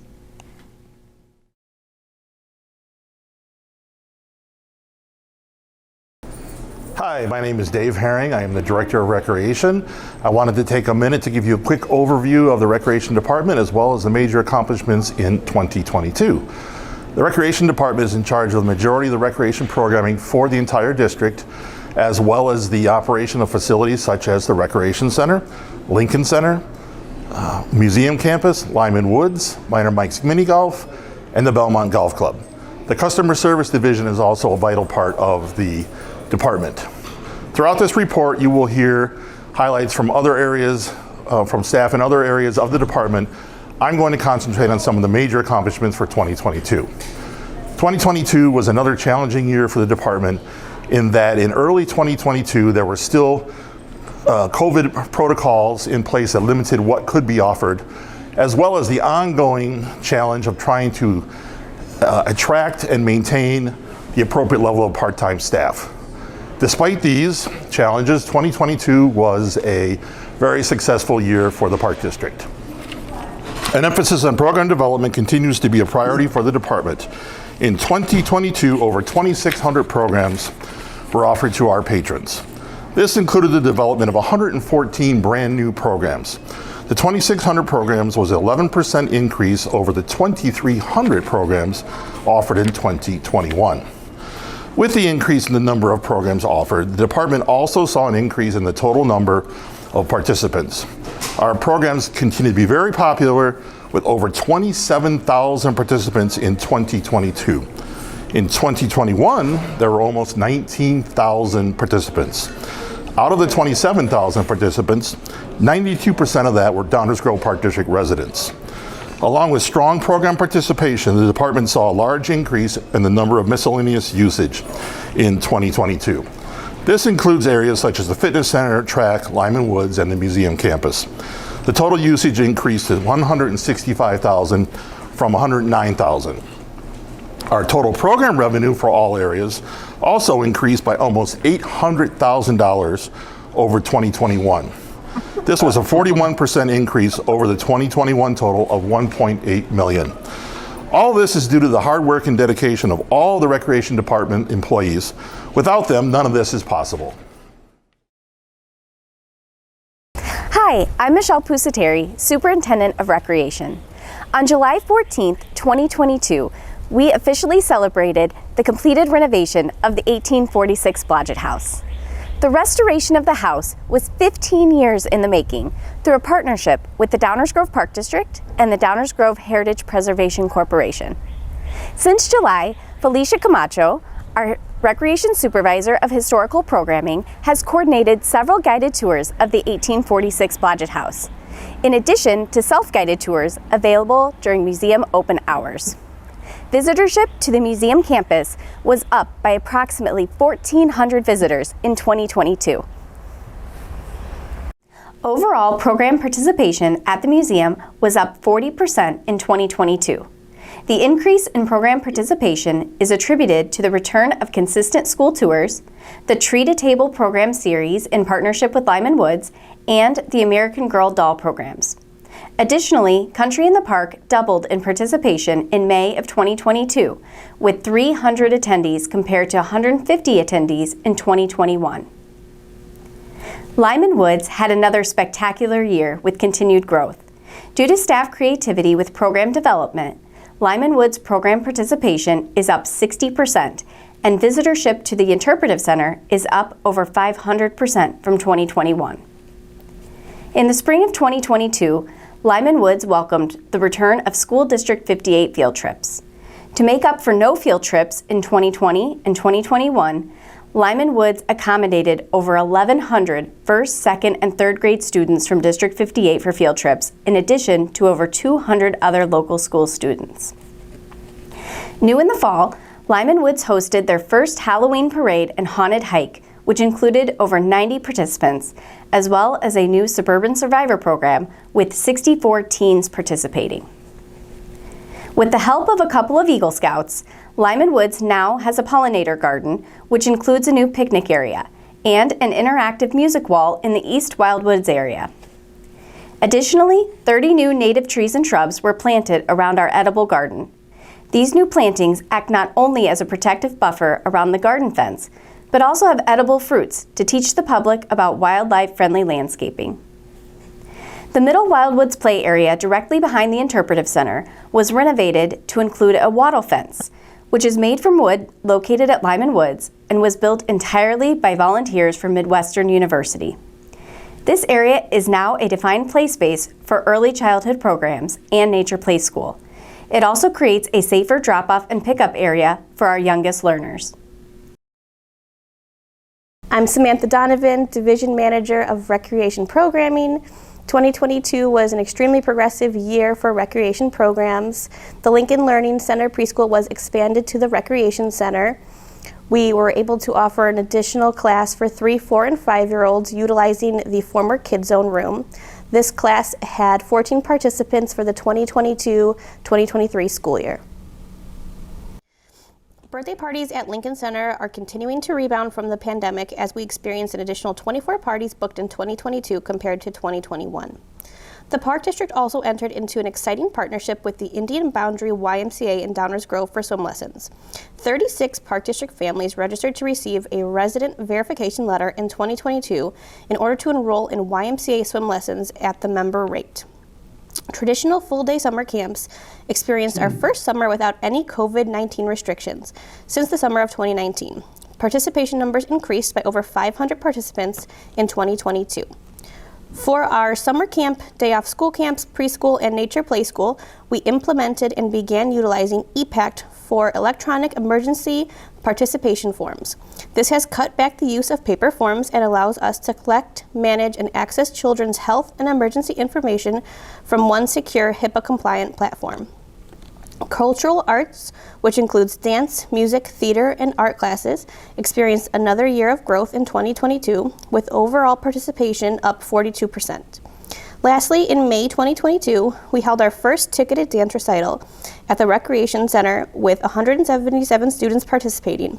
We sold 850 tickets totaling $4,065. Hi, my name is Josh Williams. I'm the Division Manager of Athletics and Fitness here at the Downers Grove Park District. 2022 was an amazing year for athletics. We had record numbers in youth soccer, youth flag football, and youth basketball leagues. We had over 2,700 kids in youth soccer, over 2,100 kids in youth basketball, and over 1,000 kids in youth flag football. These are all-time record totals and more than 200 kids for each league compared to 2021. Our athletic supervisor, Liz Frazier, did an excellent job of maintaining these record numbers of youth athletic leagues while also maintaining our adult athletic leagues. We also had 2 new athletic special events offered in 2022. On August 7th, we had our first ever Youth Flag Football Combine Day. We had 158 players come out and participate in drills and competitions at Dorhofer Park, despite the rainy, inclement weather. On August 28th, we had our first ever Tiny Tots track meet, where almost 50 participants ages 3 to 7 ran sprints, hurdles, and field events at Downers Grove North High School. Due to the popularity of the event and how incredibly well received it was, we'll be offering 2 Tiny Tot track meets in 2023. At the Recreation Center, we saw an increase in open gyms in 2022, especially our pickleball open gym. With this increase in popularity, new permanent pickleball lines were put on the gym floor, so now all 3 courts can be used for pickleball play. The gym floor was not the only thing to be renovated, as our 4,500 Fitness Center received a major improvement in 2022. In August, a brand new fitness floor was installed across the entire Fitness Center in both the cardio and strength areas. This replaces the old carpeting and worn-out flooring that had been there since the Recreation Center was built. On top of the new flooring, brand new equipment was installed, including new rowers, Octane cardio equipment, and a new chin dip assist machine. Newly hired in August, Fitness Supervisor Tony Moran has revamped our Fitness Center offerings, leading to an increase in fitness memberships and insurance memberships. Full-price fitness memberships have increased from $14.79 in 2021 to $18.20 in 2022. Insurance memberships increased from $494 to $777 in 2022 as well. Our fitness member total increased more than 37,000 members in 2022, a 45% increase. Group exercise and personal training also saw major increases. Our largest change came from our walking track, which saw more than 12,000 additional members utilizing the track compared to 2021.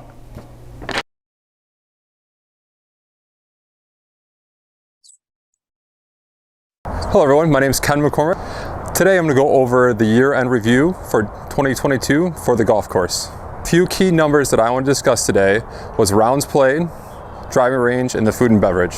For rounds played, for the second year in a row, we had over 40,000 rounds played at the golf course. Actually having over 42,000 rounds played, just slightly less than 2021. For food and beverage numbers, we were able to surpass $142,000 in food and beverage numbers. This is over $12,000 more than 2021 and over $40,000 more than we saw pre-pandemic. For the driving range, we had $365,000 in driving range revenue. This is nearly double what we used to see prior to the pandemic, when in 2019 we just had $165,000. This is primarily due to the driving range shelter, the demand caused by the pandemic, and our new private lesson tee. The capital projects in 2022 included the install of a movable driving range shelter on our private lesson tee. Now what this is going to do is allow shaded area for our students and our instructors throughout the year. This completed our private lesson area, which now creates one of the most premium lesson experiences in the area. The next capital project that we had was our largest capital project, and that was the renovation of the patio area and also the concrete work surrounding the clubhouse. The concrete patio is now a stamped concrete that stands out next to the standards pour of the concrete area surrounding the clubhouse. This will also be added to with a pergola awning that will be coming in the 2023 season. Our next capital project to discuss was all the equipment that was purchased for the grounds crew. This will be coming in the spring of 2023 and will just add to the quality of the course that we have at the golf course. The final thing I want to discuss is for 2023 is the name change to Belmont Golf Club. We're very excited about this change to really highlight the historic nature of this course and really show that we are a premium course, both on the range, in the clubhouse, and out on the greens and tees. Hi, I'm Sally Haydock, Superintendent of Customer Service, and Customer Service continues to explore and implement new processes to make things easier for our customers to register for programs and events. In 2022, a new refund policy was developed and will be implemented in 2023. A new transfer request form was placed on our website to give another option for participants to transfer to a class instead of canceling. The district's financial assistance program was also revised, making it easier for families to apply, and once approved, families are able to register for programs online through their own household accounts. This was previously handled in person by paper. Staff also processed over an impressive number of 42,000 transactions and audited over 2,500 newly created accounts in our database. On behalf of our registration staff, we look forward to seeing how we can better assist our community in 2023.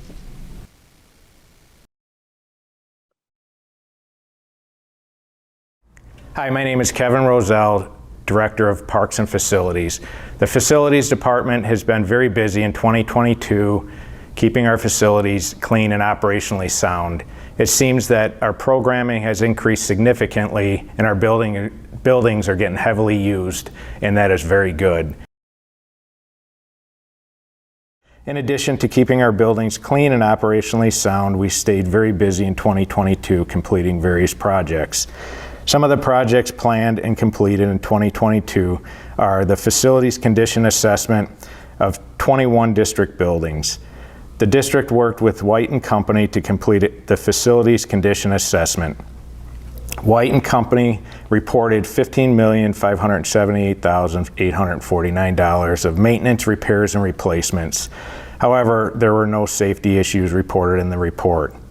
Staff also awarded an HVAC contract for replacement of all 16 units at the Recreation Center in January of 2022 to Midwest Mechanical. Unfortunately, due to supply chain issues, the unit delivery was pushed back around 3 months and did not receive all units until the end of November. We planned on installing the units during the closure in August. Installation is rescheduled for the week of March 27, 2023.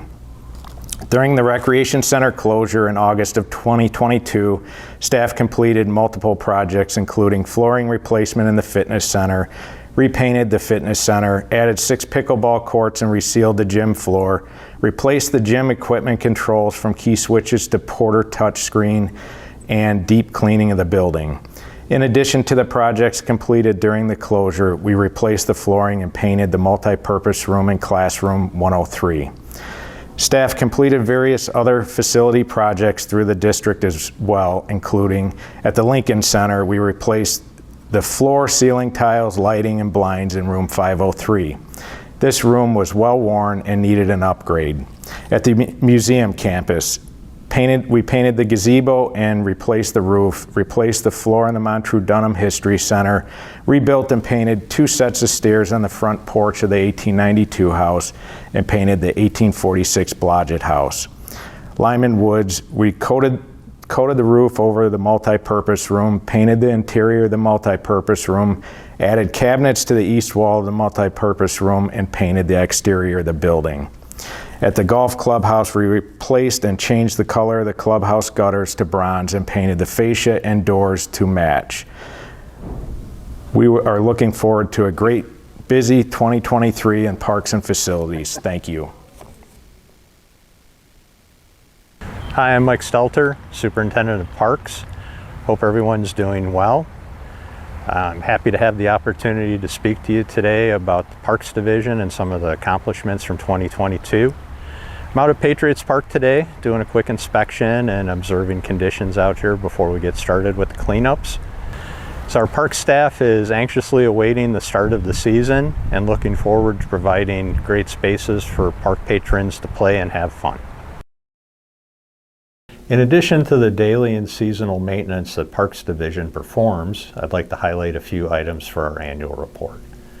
A prescribed burn was completed by Integrated Lakes Management on the entire Belmont Prairie site. 6 acres of upland and lowland prairie were burned. For Arbor Day, we had several events this year. At Concord Square, Night Course staff helped to plant 15 trees and mulch the balance of the trees in the park. At Patriots, first grade students from Whittier School planted 2 trees, and each student received a seedling to plant at home. Arbor Day trees were distributed for the community. Events were held at several park sites, giving away over 500 seedlings supplied by our partner, Living Lands and Waters. For program support, park staff helped provide support to our marketing department and recreation division for a number of community events. The Tuesday night concert series, Movies in the Park, Dog Days, the Museum 1846 House event, parties in the park at Washington and Ebersole Parks, Lincoln Center summer camps, the annual fishing derby at Patriots Park, and Natural Areas REAP work days. Post and rail fence was installed at Walnut Park.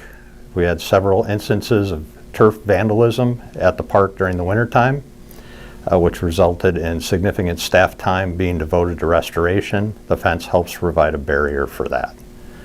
Recreation Center Pollinator Island, staff renovated the turf island and the drop-off area into a pollinator destination. Many species of native grasses and forms were planted to increase the aesthetics and functionality of this space. Park tree mulching, we continued our partnership with the Sea Spar Eagles, who assisted with tree mulching in several parks, Ebersole, O'Brien, and Dorhofer parks. And finally, Arboretum Centennial plantings. As an ArbNet Level 1 Arboretum, we were offered the opportunity to help celebrate the Arboretum Centennial by hosting 3 tree planting events. 10 trees were planted at each of the following parks: McCullum, Ebersole, Whitlock. Arboretum staff helped direct volunteers from corporate groups, the Sea Spar Eagles, and local sign-ups in the proper planting and mulching of the donated trees.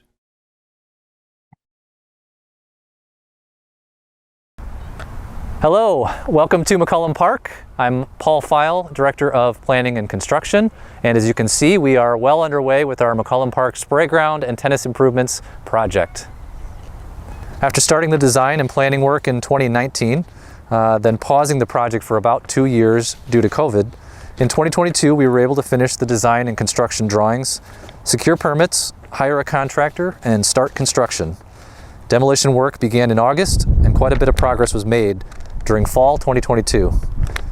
When complete, the project will include a new spray ground, renovated tennis and pickleball courts, a renovated concession plaza, plus widening and resurfacing of the existing asphalt pathway. Other planning department accomplishments for 2022 include installation of the new pedestrian bridge at Patriots Park. This new bridge replaced a 45-year-old bridge at the east end of Barth Pond.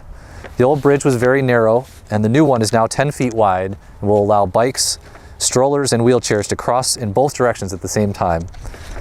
At Dorhofer Park, we replaced the irrigation system on the 3 baseball fields. The old system was over 20 years old and required several repairs in recent years.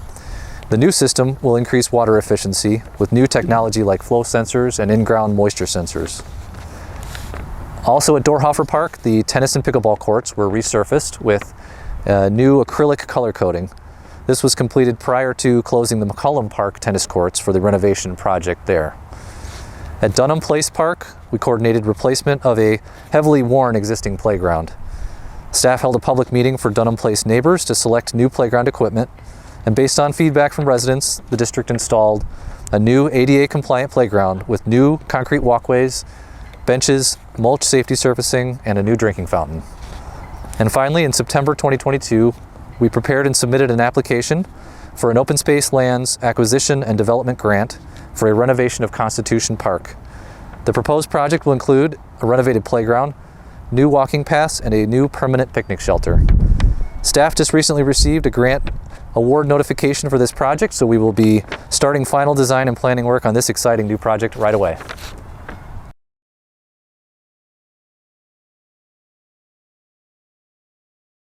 Welcome to Dorhofer Park in beautiful Downers Grove, Illinois. My name's Eric Brown and I'm the Director of Finance and Technology for the Downers Grove Park District. My job often requires me to speak at board meetings, and I'm on camera quite often speaking about financial matters and IT improvements. Therefore, I'm just going to touch upon one accomplishment that the Finance and IT Department achieved this year that really impacted us district-wide. This year, our department had a lot of accomplishments, but one that is the summation of many years of hard work and says the most about the district as a whole is our AAA bond rating. This is the highest credit rating that an agency can receive through S&P. It speaks to the strides we have made in recent years. This is our second rating increase since 2015 and is one of only a few within the Park District industry. It showcases our strong policies and procedures, quality management and leadership, strong work ethic and creativity of our team members, and the fiscal responsibility that the district uses with each dollar received from our community. I am now honored to introduce 2 very valuable team members, our Superintendent of Finance, Tricia Farkas, and our Superintendent of Technology, Chris Capus, to speak about other accomplishments within the Finance and Technology Department. Hi, I'm Tricia Farkas, and for the last 6 years, I've been the Superintendent of Finance here at the Downers Grove Park District. The Finance Department manages the everyday financial considerations that go into running a park district. These are items such as accounting, audit, debt, payables, receivable, budget, and any other facet that may factor into that. During 2022, the Finance Department successfully completed a $3.5 million bond issuance. This issuance is funding the McCollum Park project. A bond issuance is a typical avenue for local governments to travel in an effort to fund a large capital project over the course of several years. In addition, we received a clean and unqualified audit opinion for our fiscal year 2021 financials. This means our independent auditors, Sikich LLP, believe our financial information is presented in an accurate and fair manner. The Government Finance Officers Association awarded the district the Certificate of Achievement for Excellence in Financial Reporting for 2021, making this the 38th consecutive year the district has received this award. 99.9% of property taxes were collected during 2022, while district-wide recreational revenues and registration fees increased nearly 25% from 2021. These are 2 strong indicators showing the district weathered the pandemic and rebounded quickly. While the district faced inflationary impacts along with minimum wage increases, staff was still able to offer strong quality programs for participants. District-wide operating expenditures came in 5.34% below budget due to staff's creativity and ability to utilize a variety of resources. Hi, I'm Chris Capus, and for the last 5 years, I've been the superintendent of IT for the Downers Grove Park District.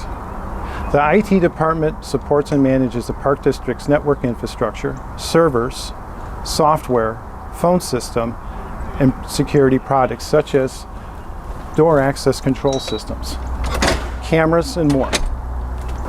As IT has become more a part of our daily lives, this responsibility has grown to include myself, one additional employee, an IT managed service provider, and multiple vendors that we work with on a day-to-day basis. In 2022, we made many enhancements and upgrades to the security of our network, with cybersecurity being one of our primary focuses. Working together with my IT technician, Eric Robles, we have successfully replaced the end-of-life firewalls at our Colo location and the administration building. Cisco Duo's multi-factor authentication software was implemented, adding additional authentication layers for all remote network access entry points. Security improvements were made to the staff wireless network, restricting access to employees with Park District equipment only. In addition, we have also upgraded the Recreation Center's guest Wi-Fi, converting it to a fiber connection and adding a firewall to improve traffic control and security. In the short time since this upgrade has been implemented, we have not received any complaints. Required quarterly email phishing and cybersecurity awareness training was implemented for all staff with email and network access. An IT incident and disaster response plan was also created and added to our existing IT policy manual. And then finally, continuing with our multi-year site security project, door access controls and cameras were expanded to include Fishel Park, Lyman Woods, and the golf course.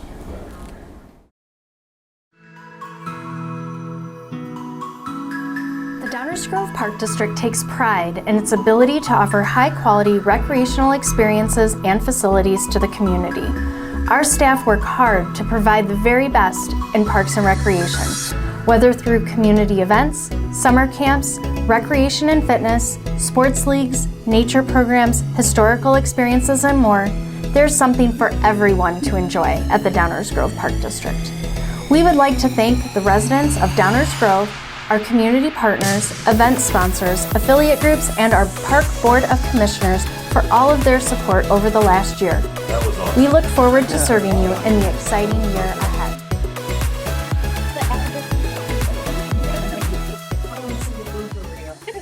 I know. Next year. That's so good. Don has a few of me tongue tied on the ear. I mean, to what? Who had the most outtakes? Me, actually. Yeah, I was fighting with a crow that kept following me around the park. And then there were garbage trucks and you name it, it was constant. So yes, I think I had the most cuts.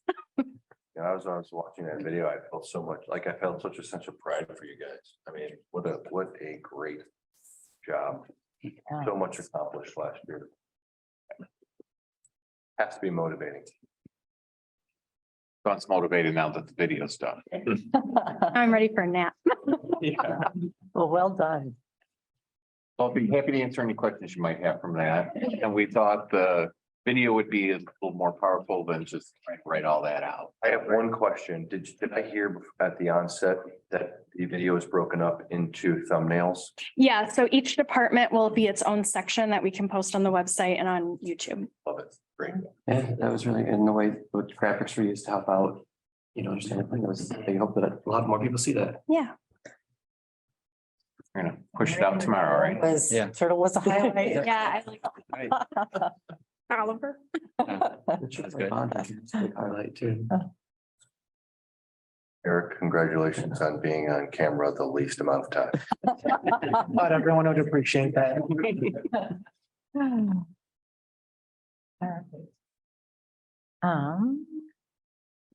So, president comments. Oh, that's I'm vice president.